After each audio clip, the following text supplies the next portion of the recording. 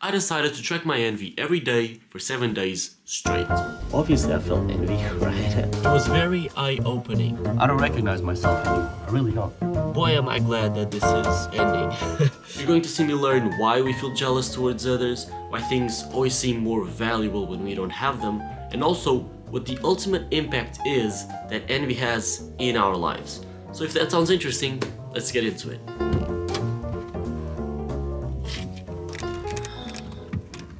So today is the first day of the experiments, and I've got this little notebook with me where I'm gonna write every single time that I feel envy towards something or someone. So I'm actually gonna head out to college right now, and I guess I'll get back to you guys at the end of the day and tell you how it went. So yeah. So why am I doing this challenge, you might ask? And it's a fair question. And the answer is because happiness equals quality of life minus envy. Now I'm sure that everyone already thinks about quality of life. They buy a new house or a new car, but no one is actively thinking about envy. So I just finished up with the gym, and while I was there, I saw this guy that had the perfect physique. That's the best way that I can describe it. Think David Lade 2016. It was like that level. Obviously, I felt envy, right? I mean, when I saw that, I couldn't believe my eyes. But at the same time, he motivated me to achieve that level of physique. He showed me what is possible to achieve.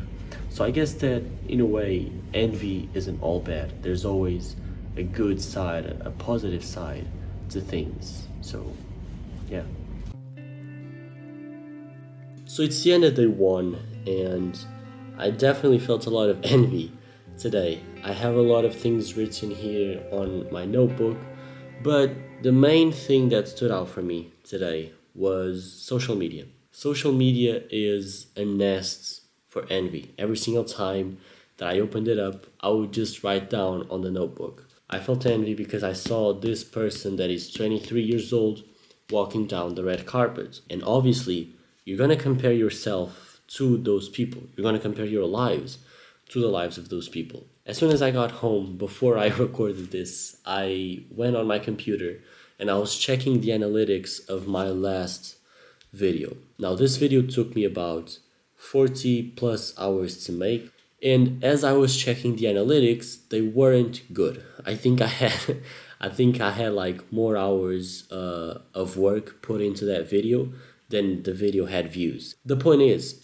after I did that, I went on my YouTube homepage, which is also a form of social media, and lo and behold, there's a video of another creator that is roughly my age, but this video in particular had pulled in over 40,000 views in less than 24 hours. And obviously, I click on the video, and as I watch the video, I get progressively angrier and angrier, and jealousy took over. You're telling me this guy made an effortless video and he just pulled in 40,000 views while I'm out here busting my ass off and I can't even get off the ground. So yeah, day one was indeed full of envy, and I guess that the first takeaway of this experiment is indeed stop using social media as much, or at least do your best to not compare your life to the lives of the people you see on social media. But yeah, on to day two.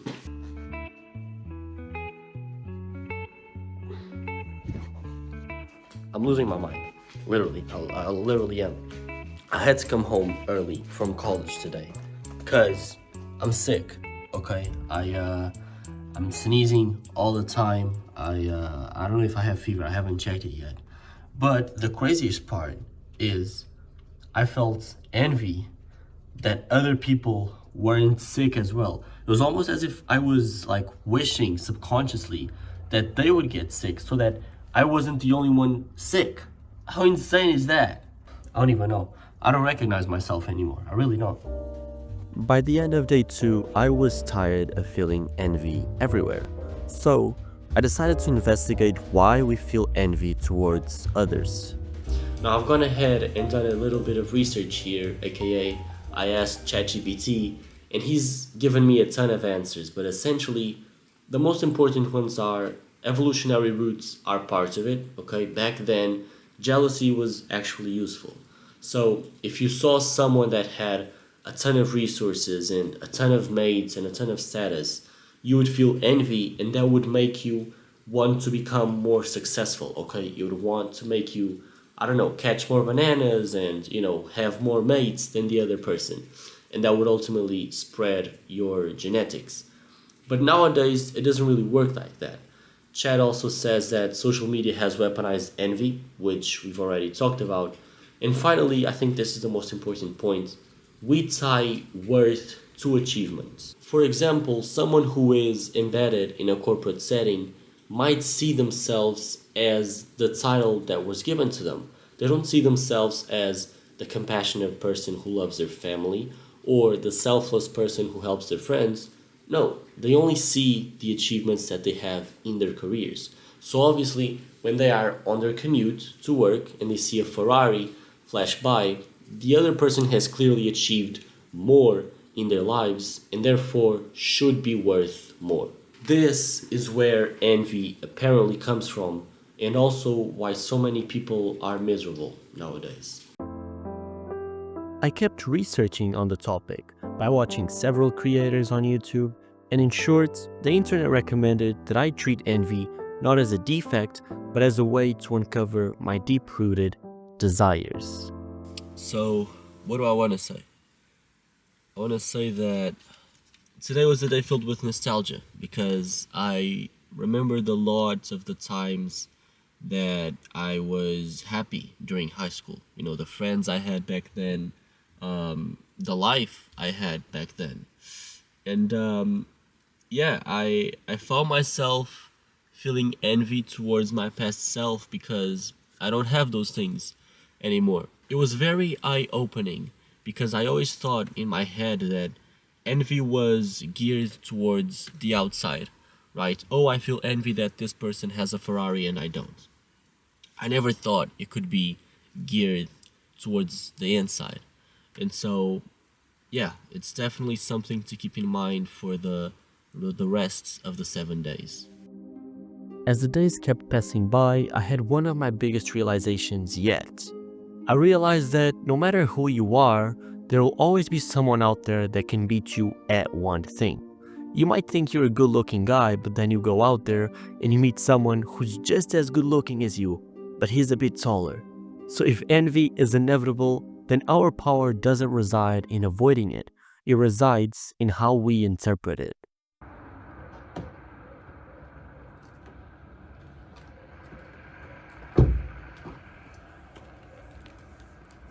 So I just came home from college, and on the way here, I was thinking about something. I was thinking about the fact that we only value things when we don't have them. And the moment we get them, we stop valuing them. So, a couple weeks ago, all I could dream of was getting an adapter that I could plug into my car so that I can listen to music while in my car. It was all that I wanted. For weeks and weeks and weeks. And like 3 weeks ago or something, I got the adapter. And it was amazing for like 5 days. And now I don't even think about it anymore. And today, as I was coming home, I realized it, just how much envy I used to feel and go through because my friends had cars with Bluetooth and CarPlay. And now that I have a car where I can listen to the music that I want, I don't even value it that much anymore. It's just become part of the norm. So it just goes to show how much envy and how much suffering we go through for meaningless things. As the challenge approached the end, I started to notice some significant changes. Whenever I felt envy towards something that someone else had, I immediately reminded myself that just because someone has one thing that I want, it does not mean that their life is better than mine. So much so that I started to question myself every time. Would I trade lives with this person in order to gain what they have?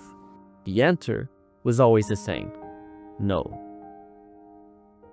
So it is finally day 7, and I want to recap with you guys everything we've learned throughout the challenge, as well as give you some practical advices that we can implement in our lives so that envy isn't as present. And so the first thing that we learned was why we feel jealous towards others. The conclusion that we came to was that part of it was biological, something that we cannot help but feel, but the other side of it was that we value ourselves based on the labels that society gives us. And for this reason, the success of others reminds us of what we have yet to achieve. The next thing that we learned was why things always seem more valuable when we don't have them. And so one of the best examples that I can give you to get this point across was that the other day I was listening to a podcast on my way to college, and the podcast was talking about Will Smith's book. Apparently, I haven't read it yet, but apparently in this book, Will Smith talked about how when he was broke, he thought money would fix all of his problems. But once he actually got the money and he saw that the problems still remained in his life, all hope was lost, because now there was nothing else that he could attain that would solve his problems.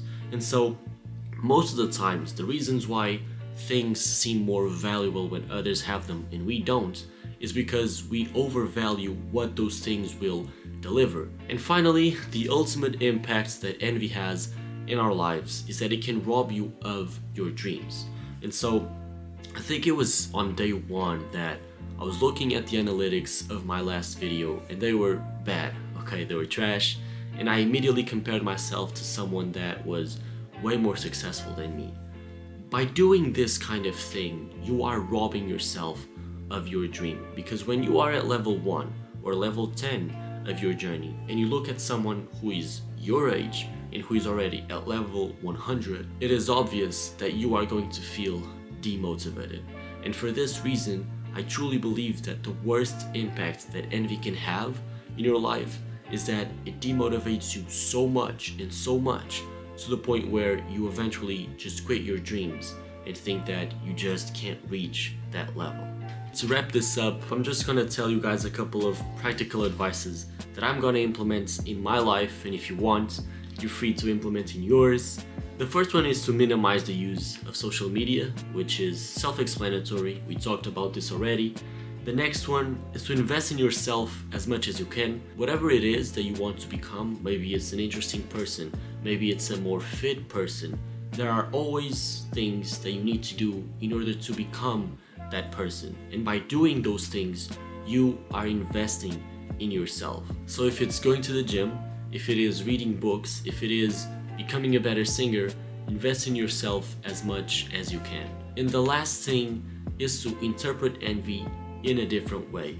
At the end of the day, envy is a feeling, and what you do with that feeling is up to you. You can either transform it into jealousy, into negative energy, or you can take the feeling of envy and turn it into motivation. Going back to that encounter I had in the gym where I saw this guy that was super swole and had like my dream physique.